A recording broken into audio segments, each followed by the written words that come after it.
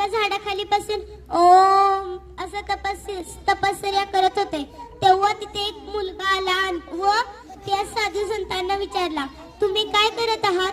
मग तो साधू संत म्हणतो, मी तपस्या करतोय, तू पण कर माझ्यासोबत, तुला त्याच्याने ज्ञान मिळेल. मग नंतर तो मुलगा म्हणाला, असल्या ह्याच्याने काही खरं व खोटं ठरणार नाही आणि आमचं घर सुखातच आहे, तुम्हीच करा तपस्या.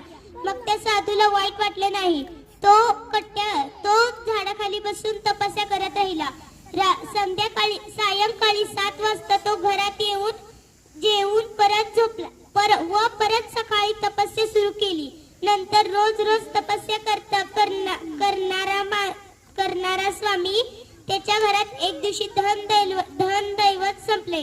मग तो तपस्या करत बसला होता व त्याची पत्नी येऊन म्हणाली, अहो माझं आपल्या घरातील सर्व धान्य संपलेले आहे. मग तो गुरु माऊली काम हुडकायला सुरुवात करायला गेला.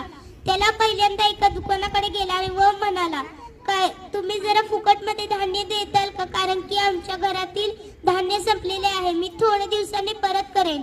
मग तो दुकानवाला म्हणाला, आम्ही फुकटवाले विकत बसू तर कोणच आम्हाला पैसे देणार नाही. मग तो दुसऱ्या दुकानाकडे गेला व म्हणाला, तुम्ही आम्हाला फुकटमध्ये धान्य देणार का? मग तोही म्हणाला की नाही, आमच्याकडे फुकट दिले तर सर्वच माणसे फुकट मागतील, मग आमचं धान्य संपेल आणि आमच्याकडे पैसे पण नाही साठवणार.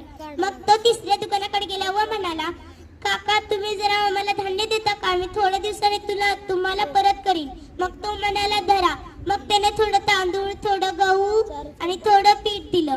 मग त्याने 4-5 दिवसानंतर परत त्याला मागायला आला. मग त्यानेही दिलं. तिसऱ्या दिवशी त्याने सर्व परत केले. मग नंतर तो साधू संत त्याला म्हणाला, तुमचे आभार कसे मानू ते मला कळत नाही, धन्यवाद.